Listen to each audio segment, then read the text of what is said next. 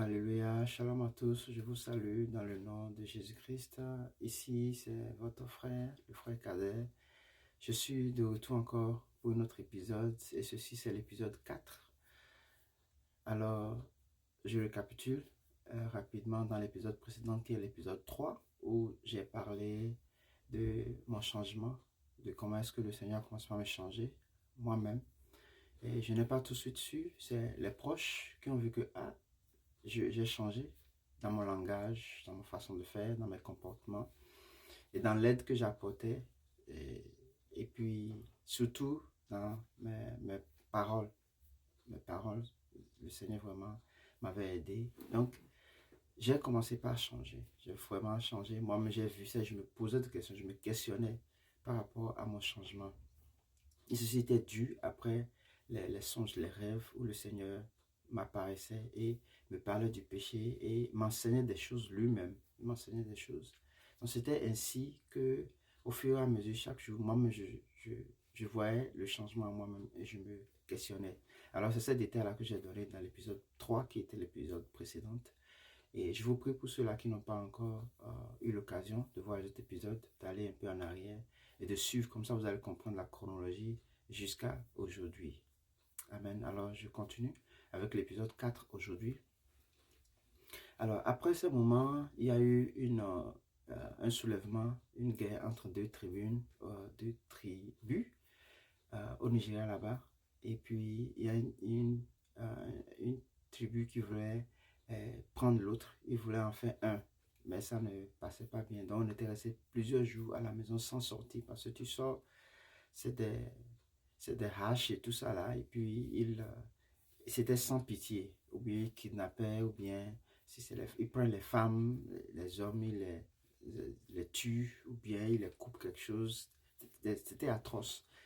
Et donc cette période-là m'ont vraiment montré, c'est-à-dire ce que c'est que la peur.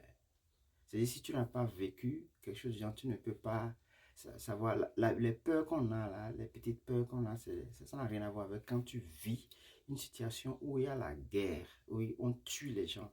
Et puis vous voyez, vous entendez par les fenêtres, on est en train de massacrer quelqu'un qui crie. Oh, c'est là que tu vois vraiment l'importance de prier tout le temps, de vraiment connaître Dieu pour te protéger. Pas du jour au lendemain, ça peut t'arriver, peu importe là où tu es. Donc, c'est Dieu qui protège. C'est une parenthèse. Après, j'ai quitté là pour retourner chez moi qui était au Bénin, du Nigeria au Bénin.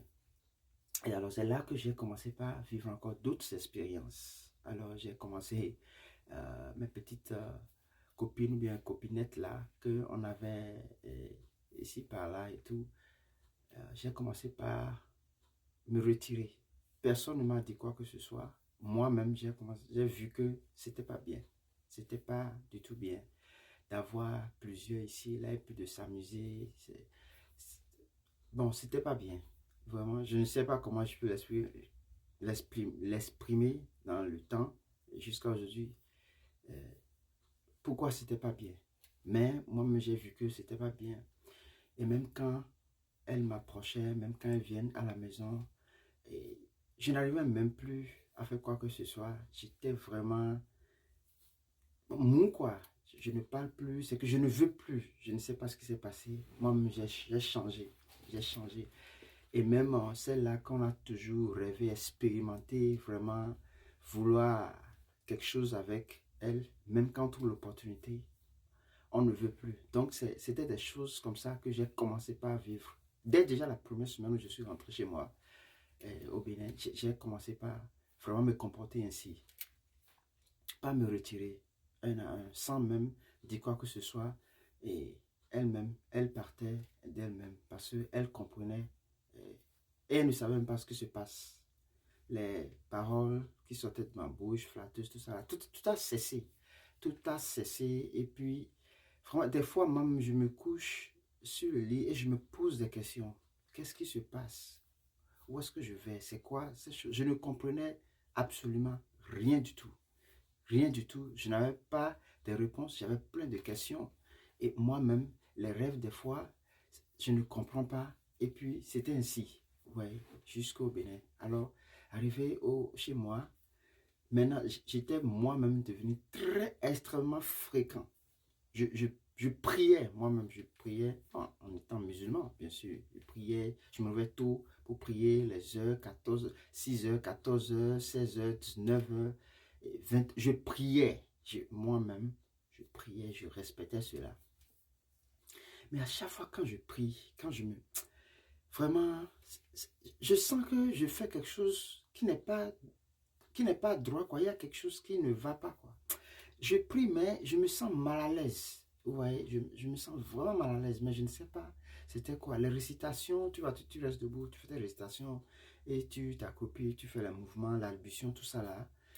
À chaque fois quand je fais ça, je ne me sens pas quoi. Je ne sais pas ce qui se passe réellement. C'est bizarre, vous voyez. Je ne sens pas. C'est comme si je prie, mais je ne prie pas quoi. Je ne sais pas si vous voyez ce que je dis ici. Je prie, mais je ne prie pas. C'est extrêmement bizarre. C'était extrêmement bizarre. J'en ai parlé à ma grande sœur aînée. Je lui ai expliqué tout ce qui se passait avec moi. Du Nigeria jusqu'à... Mais que je ne sais pas. Elle-même, elle a écouté, elle dit... Qu'elle n'a jamais entendu quelque chose du genre, qu'elle ne sait pas ce que c'est, et qu'elle ne saurait même pas me conseiller.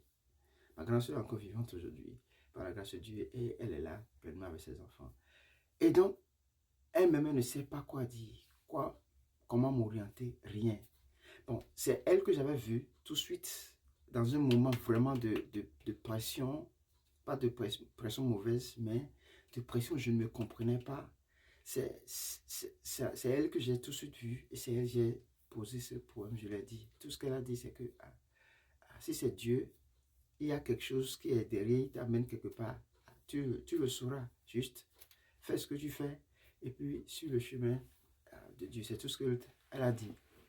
Elle a dit plusieurs choses, mais que j'ai oublié, mais ces paraboles-là, j'ai gardé cela. Donc, c'est ainsi que ça s'est passé mes premières semaines au Bénin. Alors, je m'arrête ici. Désolé, j'ai pris beaucoup de temps. Je m'arrête ici.